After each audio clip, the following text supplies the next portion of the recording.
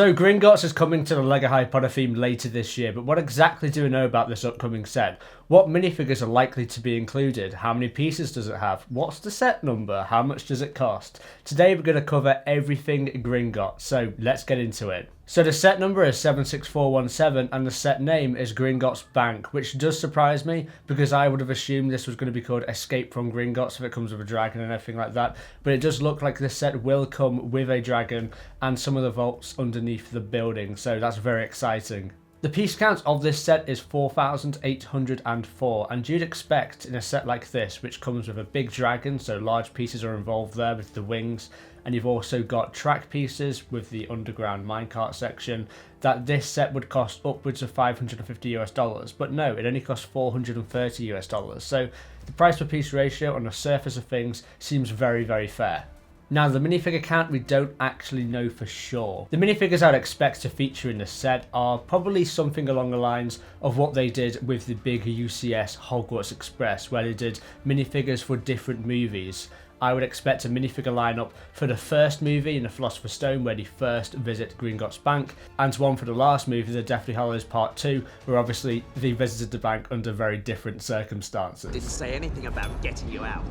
So for the Philosopher's Stone minifigures, I'd expect Griphook in his normal banking outfit, as well as Harry and Hagrid. Probably the same minifigures that featured in the big UCS Diagon Alley set in 2020. For the Deathly Hallows Part 2 minifigures, I would expect obviously Harry again with a different attire naturally than what he wore in the Philosopher's Stone, as well as Ron dressed as Dragomir Despard in that disguise. Hermione, obviously in the disguise of Bellatrix Lestrange. Hopefully as well we get some printing on the lower dress piece like we did in the 2010 Borough set, because that was omitted in the 2020 Borough set for some reason. We'd obviously expect to get Griphook again. We also would expect things like the Sword of Gryffindor to appear in this set.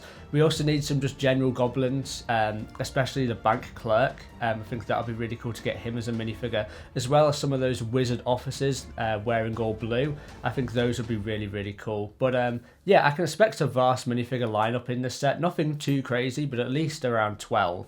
Now, the Ukrainian Iron Belly Dragon does appear in this set, and I can't wait to see what it looks like. However, I don't expect it to be too large, and that's okay, because if it was the same sort of scale as the $50 big Hungarian Horntail Dragon, which came out as a set last year, then it would just be so vast, it wouldn't actually fit in the building. So I don't think it's going to be that sort of scale. I think it will be a lot smaller, small enough to be able to fit inside the building, and also maybe inside the bank hall on the upper floor to recreate that scene. We've seen a recreation of what this could possibly look like in the Leicester Square Lego store in London, so expect the dragon to be roughly that scale. If you imagine, you know, those are actual real Lego pieces, it's not actually too large of a dragon.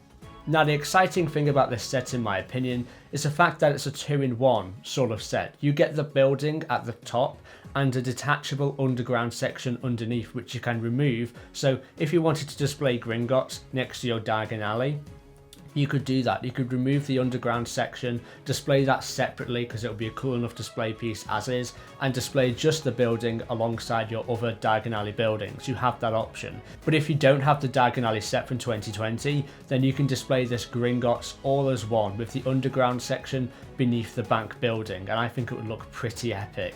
And this makes a lot of sense because if you're looking at a $430 price tag, right, then that's more than what Diagon Alley costs. Diagon Alley costs $400. So a Gringotts building that's actually $430 is going to be way too large to be displayed with Diagon Alley because the scale would be all wrong.